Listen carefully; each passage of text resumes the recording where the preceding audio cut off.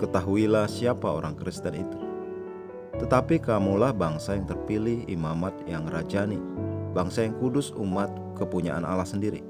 1 Petrus 2 ayat 9. Engkau mungkin membaca keempat Injil dan tidak mendapatkan gambaran tentang kehidupan Kristen dan siapa sebenarnya orang Kristen itu.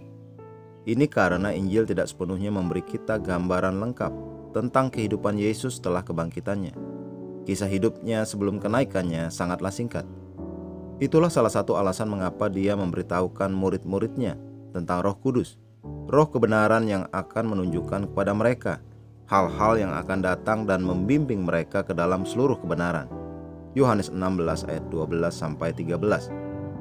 Oleh karena itu titik acuan yang paling tepat bagi orang Kristen ketika engkau mempelajari Perjanjian Baru adalah kitab yang memuat surat-surat. Seseorang mungkin bertanya bagaimana dengan kitab Kisah Para Rasul.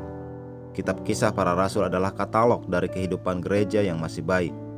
Jadi gereja dalam Kisah Para Rasul adalah gereja mula-mula, sehingga tidak mengekspresikan yang terbaik dari kehidupan Kristen yang sebenarnya. Meskipun itu tempat yang bagus untuk memulai, tetapi untuk wawasan yang lebih dalam dan lebih besar tentang kehidupan ciptaan baru dan siapa ciptaan itu, engkau harus mempelajari surat-surat. Misalnya surat Paulus kepada gereja Roma. Kitab Roma merupakan eksposisi yang luar biasa tentang doktrin supremasi Kristus dan iman kepada Kristus sebagai sumber keselamatan. Juga perhatikan suratnya yang indah kepada gereja di Efesus. Itu merinci bagaimana jiwa baru dapat tumbuh dalam pengetahuan rohani mereka tentang Allah dan dalam realitas kerajaan. Pikirkan tentang tulisan-tulisan Petrus. Dalam pasal 1 ayat 4 dari suratnya yang kedua dia berkata, dengan jalan itu ia telah menganugerahkan kepada kita janji-janji yang berharga dan yang sangat besar, supaya olehnya kamu boleh mengambil bagian dalam kodrat ilahi. Gambaran yang luar biasa tentang siapa orang Kristen itu.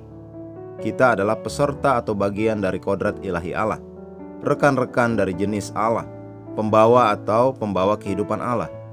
Benar-benar kenyataan yang sungguh memberkati.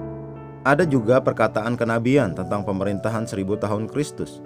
Segala sesuatu yang Tuhan janjikan kepada orang Yahudi dalam pemerintahan 1000 tahun adalah apa yang telah dia berikan kepada gereja untuk dinikmati hari ini.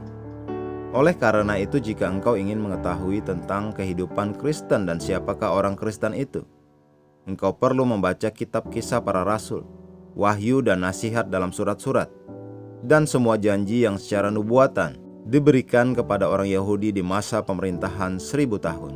Haleluya. Mari kita berdoa.